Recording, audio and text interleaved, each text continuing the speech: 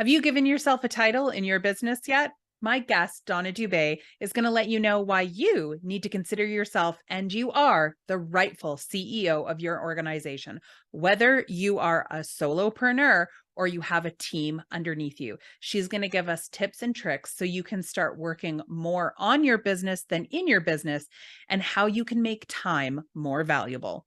I'm Tanya Fox, and you're listening to Fox Talks Business Podcast. I started my career in the corporate world, but always played to my own tune and loved to think outside of the box. This didn't always serve me well with the bosses, so I made the decision to become an entrepreneur. And that little seed of entrepreneurial curiosity continued to grow as I branched out into retail, service, and franchise businesses. Now, I have been fortunate to have amazing successes in the last 2 decades, but they did not come without some really big failures and even bigger lessons learned. And that's why I started this podcast, not just to share the failures, but to show you how you can turn every failure into a success. We're going to hear from some amazing humans from around the world that are going to share their stories of the good, the bad, and the motivational entrepreneurial life has to offer. After all, life is too short to make all of the mistakes yourself, so why not learn from each other? And of course, we're going to have some fun, because as I always say, well, you know what? I'll tell you that at the end of the episode.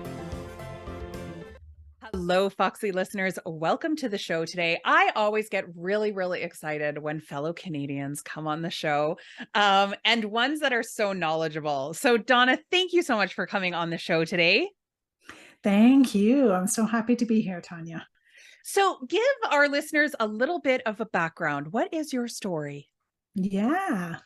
So I am a certified director of operations in terms of the title, but the truth is I've been a planner since the day I was born.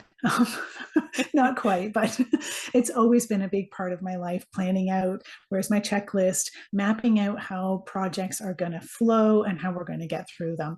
And so I spent a lot of time actually as a nurse in ICU. And so while you don't think of patients as a project, it's a bit that way in terms of helping to manage their health. And then I came into the online business world really to be able to help CEOs be able to manage their team and their vision. So a lot of them have big, great visions about where they want to go, but how to put that into action and how to actually see that vision come to life is a big part of what I do day to day. Well, and I'm sure being a nurse in ICU planning is like a number one goal you need to have. At least that's what I'd want my nurse to have. Yes. So, what made you make the transition from that to having your own business? Yeah. So I originally transitioned to actually stay home and look after kids, homeschooled them for another year. So there again, some more planning. And then once they got older and a bit more independent, I wanted to get back into the workforce, not necessarily bedside nursing. And so I was looking around at that time, online businesses were starting to grow, it was starting to become a thing. And so I actually got in project planning, as a project manager type role. But I found that I wanted to dive a lot more deeper with my clients. So I would come into a business, help them with project X, whatever that was. But there was so much going on underneath that I wasn't a part of. And I could really see a need for my skills to be able to help those CEOs. And so from there, I dove more into operations and then being able to work one-on-one with clients, especially visionary CEOs, where they've got a lot of ideas, they come fast and they want it done tomorrow, but they don't know how to put it in place and make it happen. Yeah, those dreamers, as I say. But and I think this is a thing that a lot of people, who are considered small business, which that is like we really need more classifications because that's, 0 to 1 million. I'm like, that's a big like scope there, people. Yes. But Yes. a lot of them, struggle with even classifying themselves as a title. They just go, I don't know, like owner, operator, I don't know. So talk to us a little bit about what does it mean to be a CEO of a small business? Yeah, good question. And so I truly believe that if you are the founder, if you are the leader, then you are the CEO. Regardless if you are a solopreneur, you have a team of 5, you have 25 employees, or beyond that. Because really, if you look at what CEO is, it's the visionary, it's the person who has the vision for where this business is going. It's the leader, it's the top dog, if you want to call it that, in the business. And so for you starting your business, you are the CEO. And when you start to think and act like the CEO, even if you are a solopreneur, it makes a really big difference in how you structure your weeks, your months, and your years so that you can get the most benefit out of what you're doing. And I so when love you really, yeah, sorry. No, yeah, I love this because I think a lot of times, just having that different mindset of I'm not just an owner operator or, I'm not just a business owner. And I've said this a couple of times that I think, there are business owners out there and then there are entrepreneurs. And for Mm. me, the clarification between the two as an entrepreneur is somebody who's like, all right, let's go. Let's drive. Let's have some visionary. Let's grow. Let's really expand this. Like, what else can we do? There's that extra little ignite of passion that happens. Yes, for sure, for sure. And I think that we have to remember that as CEO, that means not chief everything officer, right? And for many of us, I get it. We were all there. We started our business. We were literally doing everything, every social media post, every copy, everything we were doing. But I want you to quickly think about yourself as the CEO so that those things you can start to delegate as you start to grow. And it doesn't have to be, well, I need to bring in a full time employee tomorrow. No, you can start small, right? Start with a virtual assistant or what will suit your needs a few hours a week, but slowly start peeling away the onion so that those day to day and daily tasks, the maintenance tasks, as I like to call them, things that have to happen in your business, but not necessarily be done by you. You can start delegating, start automating so that you have time to actually be that visionary.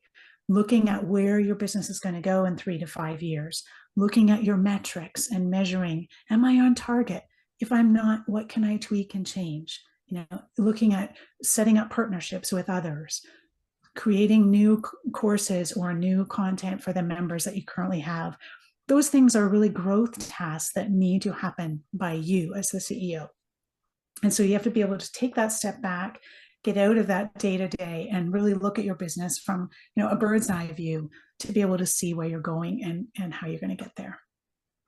This is a refreshing thing to hear because I think what a lot of people hear is, you have to jump into the pool, right? And start hiring and having all of these people. But as we all know from going at the beginning, you're scared because it's like being a parent and handing your kid to somebody else for even if it's your mother who raised you and you managed to make it, you're still like, you know what to do, right? Like, right. And it's the same thing with your business. So I think it's refreshing for people to hear that this is something that you can tiptoe into and get used to what that's like. Cause that was something that I struggled with, especially with like social media and giving that away. I was like, but I still needed to be my voice. And it was, someone similar to you that said to me, we'll still be the voice, just don't make the art. Like, just be like, I want a picture of a cow by a lake and then have somebody else figure out how to do that. And I was like, oh, that makes a lot of sense. Yes, 100%. And so really you can look at tasks that you're doing, like you say, for example, it could be tasks that you enjoy doing, but they're taking a lot of your time. And it could be that you have someone else who's more skilled in that and can do it quicker and better than you. And so those are areas where you can look at, can I delegate this? The other thing is to look at things that are taking your time that you really don't enjoy. Now, the truth of the matter is we're all going to have things we don't really enjoy in our business. This is life, but we can try and peel away some of those things that we don't really enjoy that, again, someone else may enjoy. That might be their zone of genius. And so by gently giving it to them and providing some mentorship and some guidance on how you would like it done, we can have them soar and excel, and you then gain back some time to be more the visionary. Do you find also too by doing this, like, because obviously I'm assuming, and I'm probably correct in this, that you've had to do this too, but when you give away those tasks that you don't like I know for me, my biggest one was filing. So I always put it on like Friday afternoons, but I Mm-hmm. dreaded Friday afternoon because I was like, this is the most, and I'm fast at it. I'm very, very good at it. but I don't like doing it. Like I'm, it's not like I'm overjoyed, but the girl that I have that comes in is so happy with her little label maker and file folders. Like it's the highlight of her day. And for me, it's just joyful watching her. I'm going, I am glad you enjoy that. But Yes. now I spend more of my time generating those things that she is then going to file, which is where my joy spark is. Was it the same for Yes. you? Exactly, 100%. Yes. And it is, I mean, at the beginning, you're right. It feels a little stressful because you're like, oh, I'm giving this away. I don't know if they're going to do it right. But again, providing that guidance and that maintenance will help them. But then when you see them excel and you see them soar, it's such a relief because you're like, great, I don't have to worry about that now. I can pass that on, know it's getting done, and I now can spend more time in my zone of genius. So 100% the same way. Well, and I think the reality, like you said, of understanding that this isn't something that you're going to have somebody come in and you're going to be like, okay, here's this task I don't like to do. And they're going to know exactly how you want to do it. And it's going to be done perfectly. Like with anybody that you hire, there's a training period there. And you have to be Yes. okay with that learning curve. Yes, 100%. And at the beginning, it's going to take some of your time, right? When you bring in a new person, they need to understand your business. They need to understand you and how you want, task X, whatever it is, done.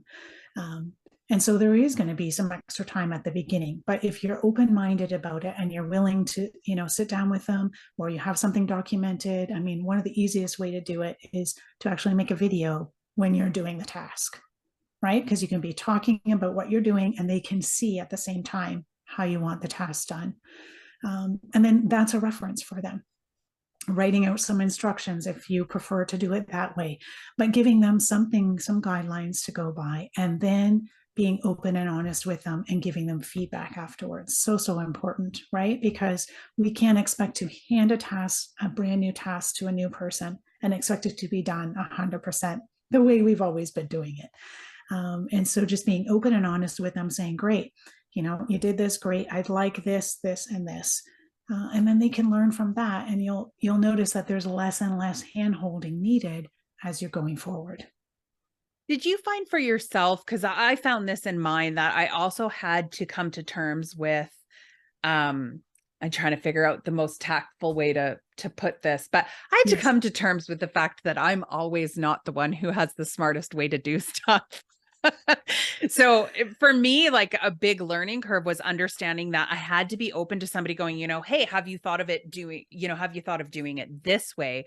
And really being open to considering that, because again, sometimes there were things that I saw that I said, okay, well, we don't do it this way because of this, this, and this that you wouldn't know about. But there Mm-hmm. were a lot of times where I was like, oh my God, I have been, doing this the long route for I don't know how long, like all those videos you Yes. see, like, how old were you when you learned this? Yes. And it was like that for me 100% because, and I was resistant at the beginning. I mean, I'll tell the truth. I was resistant because they're like, but we could do it. No, this is how we do it. But Yeah. then, thankfully they were willing to deal with me and to, push a little bit more. And, when you are open to saying, oh man, yeah, that could be done a lot better. Okay, go ahead. And then you can see it can be done faster. It can be done more efficient, maybe even with less tools. And that means less money coming out of your bank account every month. Again, it's a relief, right? And then you really do know, okay, I've hired someone who actually does know the ins and outs of this much more than I do. Well, and I think it's for me, it's always like neat to learn new things. And now I'm more like, okay, who can find a new thing that none of us know about? Like that's kind of a goal that I have for the team. Who's found something, either brilliant or like something dumb that we can just be like, oh my God, I didn't know you could do that. Like that's insane. And then we pass Yes. those down, to our clients as well, too, of being able to say, hey, look at this like new tool that, we just learned. Kids I find are a wealth for that. They always find the easiest way Mm, to get to something. yes, 100%. They're so much faster, right? And the other thing is the tools change too.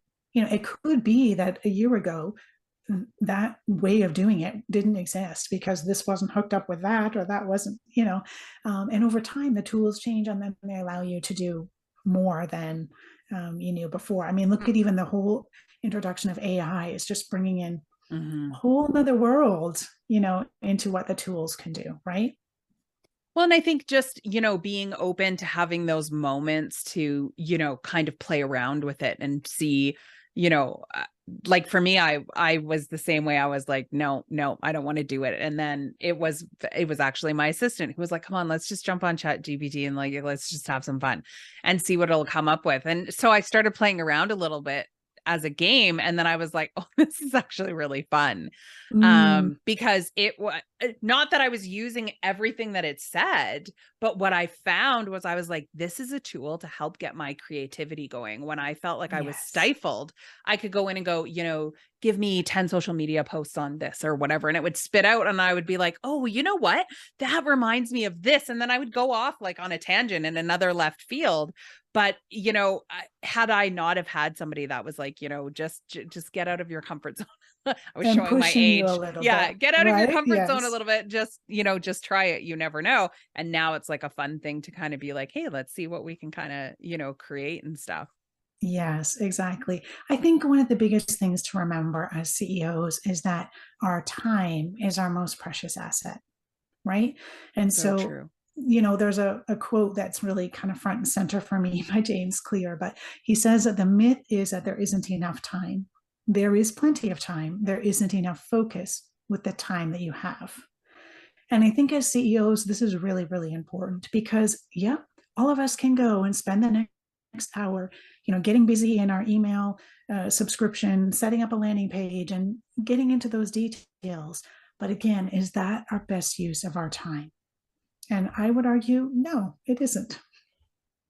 Well, and I think, we often forget. Do you find that we often forget the visionary part of it? I find a lot of times, especially with my clients, that, they say, I didn't think this is what business was going to be, or, I'm stuck in the day to day, and they forgot, that excitement of the shiny new toy when you Mm, got it, and how fun it was to figure out.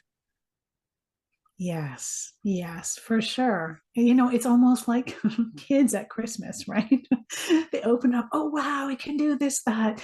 Yeah. And it's very easy in business to get stuck in the day to day and forget that joy, the whole reason why you started your business in the first place. And I think that lends to why it's so crucial to give away some of those tasks like you're saying, so that you can, be that visionary and, sort of re-spark some of those ideals. So what are some habits that as a CEO using that title are important? Like, do you have like daily habits that you do that lend you to make sure you're staying on that focus? Yeah, for sure. So a few of them, this one isn't daily, but definitely weekly. And I call it the CEO Power Hour, which is really a CEO day with yourself. And so if you think about big businesses, they've got CEOs, got a board of directors, lots of VPs, and they're meeting so that the CEO can get an idea, okay, what's happening in marketing, what's happening in finance, what's happening in sales. And we want to do the same thing as a small business CEO. We want to be looking at our business again from that bird's eye view and say, okay, what's happening in my revenue?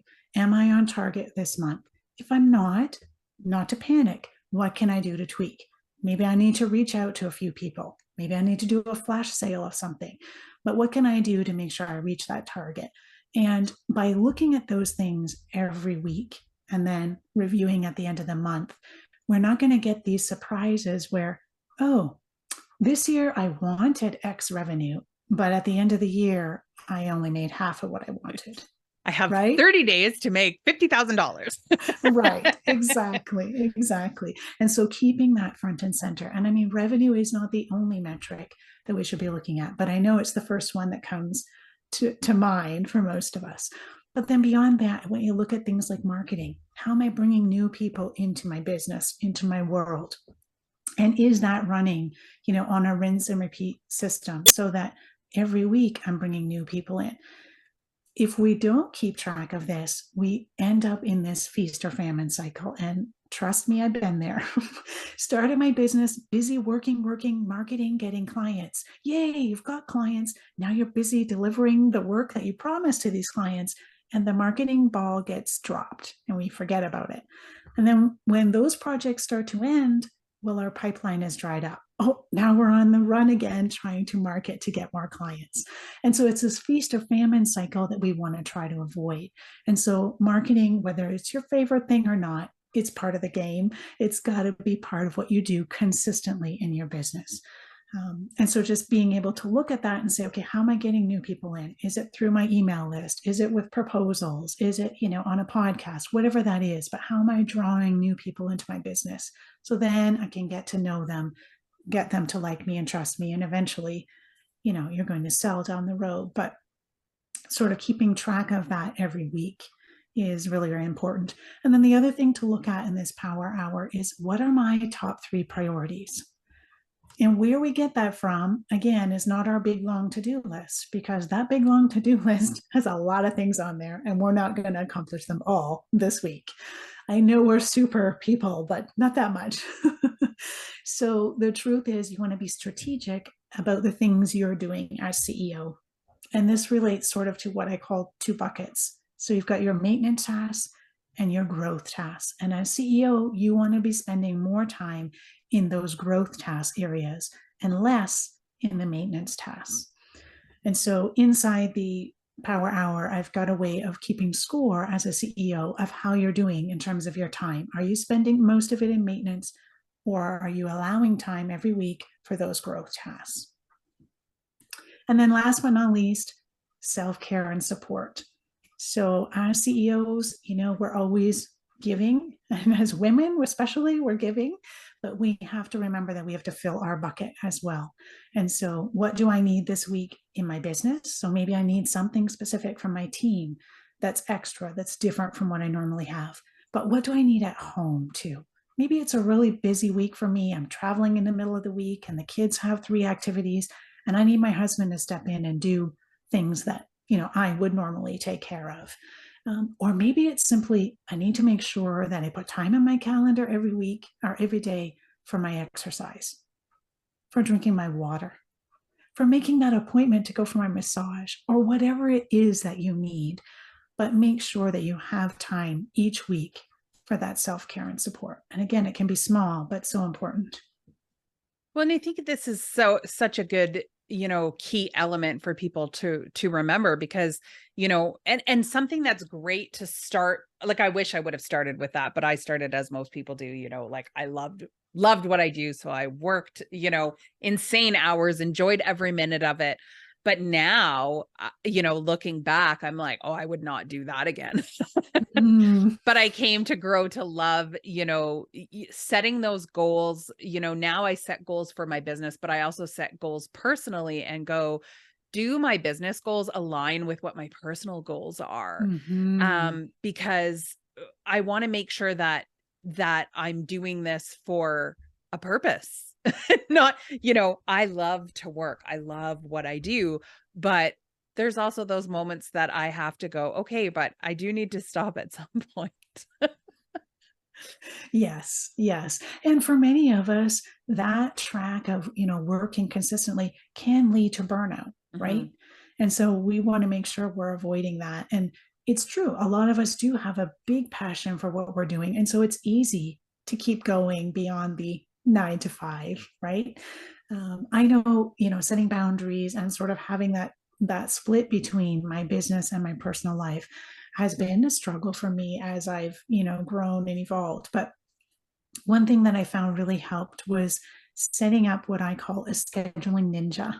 And so really this is a model calendar, and you can have this ninja working for you or against you. Obviously, I want them working for me. And so really what you're doing is setting up a model calendar that fits with your lifestyle in the season of life that you're in now. And so for you, that might be, I can work from 9 to 3. For somebody else, they may say, no, I'm not starting until 11, but I can work until 6 because X, Y, Z happens in my life, right? Whatever that is. But setting up sort of those hours when your business is open and when you're working. It makes it easy for you. It makes it easy for your clients. It also makes it easy for your team to know exactly when you can be contacted and when you're available, to interact and to make those appointments with them. And Well, then and it I allows you to put in your life things that you have. Maybe you have a dinner date on Thursdays, or you pick up the kids from school at a certain time. Block that right into the calendar so that you're not then getting conflicts. I think this is so important because I think what often happens is we get stuck, especially if originally come from, a corporate type world where, you're sort of scheduled, you're at the mercy of the hours of that they're open. That was the hardest lesson for me to learn is I can do business when I want to do business. And Mhm. I, would forget that a lot because I, think the same things. Well, I should be answering, between this time and this time, but going, yeah, but I'm an early bird. So I love being able to schedule my emails and, be up at 5, 6 a.m. in the morning, get those emails sent off and schedule them for my working hours according to everybody else. Right. And being okay Yeah. with the fact that I have two sets of working hours, what I actually work and what I tell people I'm available. Yes, yes, for sure. And for some people that might be the evening, Mhm. right? And again, it's about taking that time to reflect and look inward and say, okay, what kind of person am I? When are my best times for working? And then looking at the tasks you have to do and those high level CEO tasks, you want to make sure you're scheduling them for when you're at your peak. For you, Tanya, that might be 5 in the morning, Mhm. right? For somebody else, that might be at 6 p.m. or the afternoon or whenever that is. But making sure that those tasks that you really need to focus on and need, significant brain power, you've got that in when you are the most energized. So for you, going through, having this business and dealing, figuring sort of all of this stuff out, is there something that sort of comes to mind that you sort of go, man, I wish I would have known this before or thought of this or read this or, like I wish somebody would have told me the Yes. truth about this. Yeah, there's a lot of those things on my list. I always say it's like, that entrepreneurship is like the lie of motherhood where they're like, it's fine. You forget the pain. And you go, no, you don't. Yes, It's a lie. yes. I always vowed I would tell the truth on that. No, it's painful. It's going to hurt like hell. And you will not forget it. It'll be the most Yes. magical moment, but you ain't going to forget it. Like, Yes, very true. So true. Yes. I think for me, the biggest thing is the lessons I've learned. Big one is to be able to take those 12-year big goals and to be able to break them down into more bite-sized goals that I can handle without feeling overwhelmed. So, for example, I was working with a client once and she wanted to write a book. Great goal. But just the thought of it was already getting her in overwhelmed because we hadn't sat down and broken down, okay, well, what would we do? Well, we'd have to think it out, make an outline. We'd have to have this. Okay, when would you write the chapters? Do you have time blocked off in your calendar? All these bits and pieces. When you break that down, it makes that big goal much more easier to accomplish because now you have smaller pieces along the way. So that's one big thing. And the second thing is once you have that, put those blinders on because the world out there is going to have 1,001 other things you should be doing, right? Well, this entrepreneur is doing that. Your business bestie is doing this and it's really working for them. Oh, you just heard about this new strategy, this new social media, this. You can get pulled in so many directions. And, it's like chasing that squirrel, right? So really put those blinders on and say, no, this is my big goal. This is what I'm staying focused on. And I'm going to follow it through all the little pieces until it's done. So I think if you can kind of hone in on that, that really helped me in terms of my business growth. Because at the beginning, I was all over the place, right? As soon as you hear of something, I'm like, oh, I'll go try that, see if it works. I'll go try this and see if it works. But I think really, honing in on what your goals are and what works for your business and sticking to it to see those results make a big difference. I love the sticking to it part because I think that was like, for me, that was one of the, things that I found um irritated me in clients. Like I was like, don't stick with anything. And then I realized because that's who I was and it irritated me. And that's why it always comes up, right? Because I was like, Uh-huh. so many times I would be like, well, this doesn't work. And it was like, well, I tried it for like 2 weeks. And I Yes. was like, right. It's like that old adage of like, I ate a salad. Why haven't I lost 10 pounds? Right. Like Mhm. it was really like, making sure that I set tangible lengths of time that I was going to try something and then stick with it and be like, I'm going to keep trying this and keep tweaking it for this month or, 2 months or 3 months or whatever, really see it through and then decide, am I just going to completely let this go? Is there something that I can do to fix this? Do I need to ask for help? Because I find, Yes. especially now in this day and age, information moves so fast and there's so many different ideas. I don't know if you'd ever be able to keep up. Yes, 100%. And I often tell my clients, and for myself too, the results you see in your business now is from what you did 3 to 6 months ago. So what you're doing now, you're going to see the results of 3 to 6 months from now. So yes, it takes time. It's not an overnight, oh, I posted this and boom, right? It's not Yeah. that way. And so, allow that time and then look at the metrics. Measure, okay, do I enjoy doing this? And is it working for my business? And if it's not, and you don't enjoy doing it, it's okay to let it go and try something different. It reminds me of that old saying. I can't remember. It was like on a TV show and it said like the wisest person is the one that plants a tree they may never feel the shade under. And I always thought, we Mm-hmm. always try things and then, expect immediate results because that's sort of the world that we live in. Meanwhile, I think back to like being a kid and it was like you waited for everything. I don't know how many times I sent away for something in a magazine or on the back of a cereal box. And Mm-hmm. it was like nothing to wait. Like I watch people now and they're like, oh, a commercial, like, or a YouTube ad. And I'm like, it's literally like 10 seconds and then you can skip Yes. it. Why are you so Yes. impatient? But it's true. Yes. Like just sitting and remembering, the good things always take time. Yes. 100%. So, talk to us a little bit about.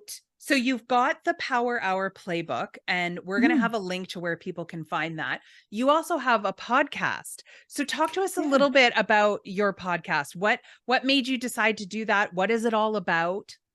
Yeah. Thanks for asking. So it's called CEO Amplify, and it really is there to help visionary CEOs be able to focus, prioritize, and propel their business forward.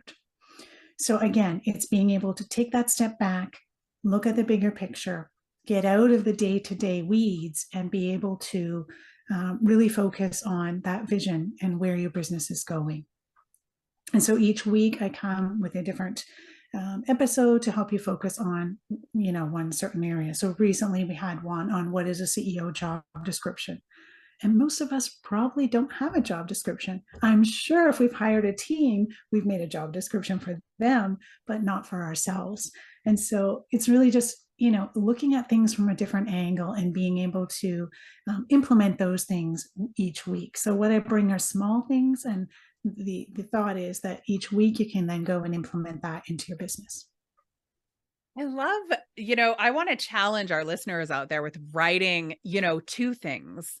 The job description that you feel you should have as the CEO of your business, and then everything you do right now in your business. Mm, Because I think most people, if they were to write everything that they do and try to hand that to somebody else, I don't think anybody would take the job. Like if I think of all the stuff I do, I think if somebody were to hand that to me and be like, here, I would be like, how many millions are you paying me to do all of it? Are right. you nuts? Right. But we, Yes. until that's down on paper, wouldn't think of that. Right. Like I was going, Yes. I don't want this job at all. Nobody does. Nobody does. Exactly. Yes. And then each time you hire someone or each time you delegate something to your team, you need to go back to that job description and be like, okay, that is no longer part of my job description.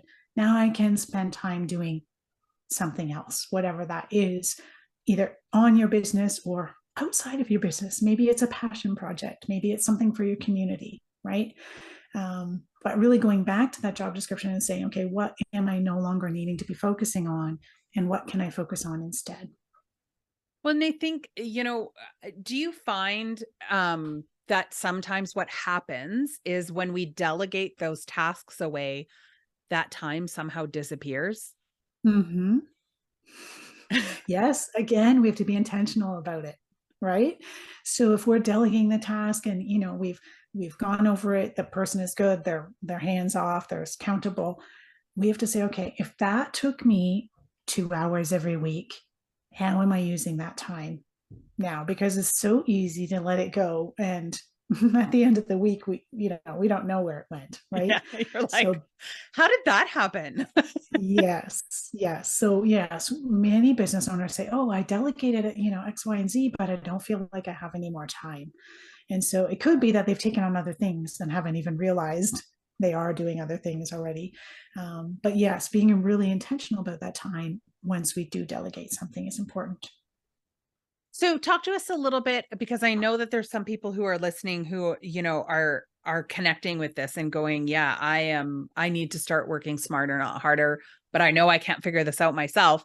What type of people do you like working with? Who is your ideal client? Yeah.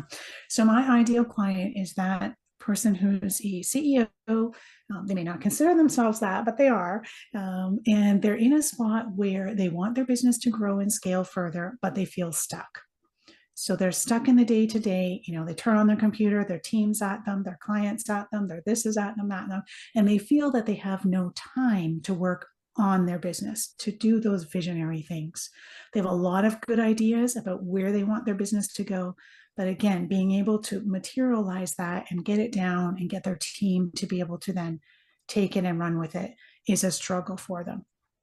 And so that's really where I can come in and help them work in 90-day sprints to be able to accomplish more in those 90 days than most do in a year. Because without those frameworks, they're just running, you know. So there's been so much in this episode and I think like so much takeaway for people, but let's leave the listeners with one thing you think they should do today in their business to start this process. What would that one thing be?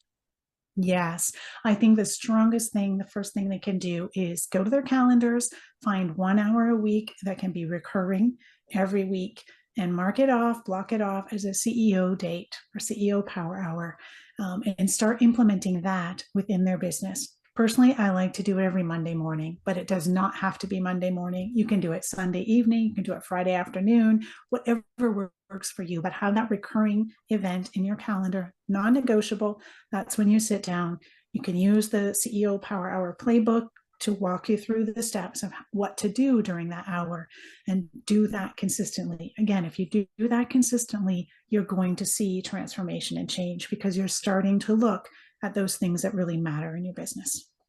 I love that. Well, we'll have all of the links to where people can find the CEO Power Hour playbook, as well as ways to connect with you and listen into the podcast. Thank you so much for taking your time I think there's a lot here for people to kind of take a step back and realize they have earned the right to be the CEO of Mhm. their business. I appreciate your time. Thank you, Tanya. So happy to share.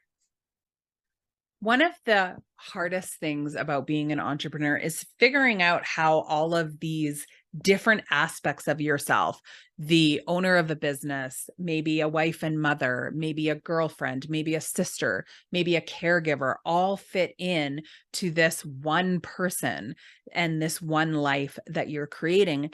That's why I really loved having Donna on the show to give us tangible things that we could take away with to start making it that our time is valuable, that we deserve and we have earned the right to be considered a CEO, and then how we can keep that visionary going.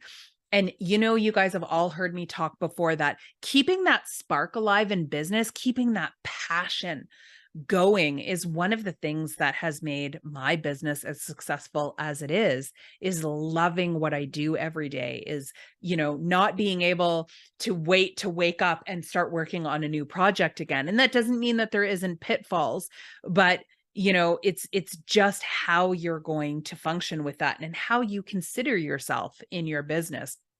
I really love her idea of the CEO Power Hour. This is something that I've done. I'm so glad I have a name to put for it, but I've always done in the business where I have a day every single week where I sit down and go, okay, what are my priorities coming up? What goals is it that I want to hit this week? And what are the top 3 things I'm going to work on that's going to help get me there? And then I don't work on anything else until those 3 things are done. And these are all tools that Donna was talking about as well. So if you are not using them already, I suggest you implement them.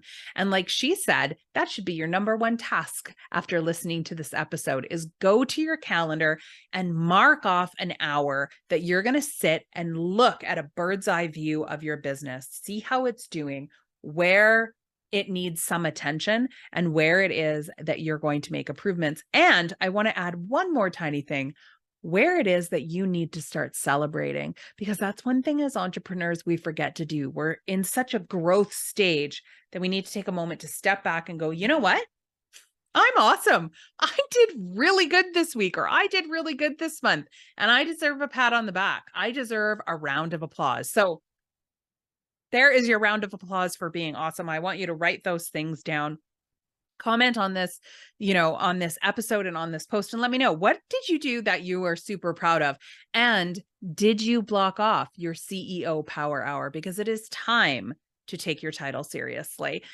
As always, no matter what it is you're doing, whether you're sitting at the top of your CEO title or whether you're deciding to take that self-care that Donna talked about, that was so important, make sure you're taking time to have fun. Because as I always say, if you're not having fun, why are you doing it?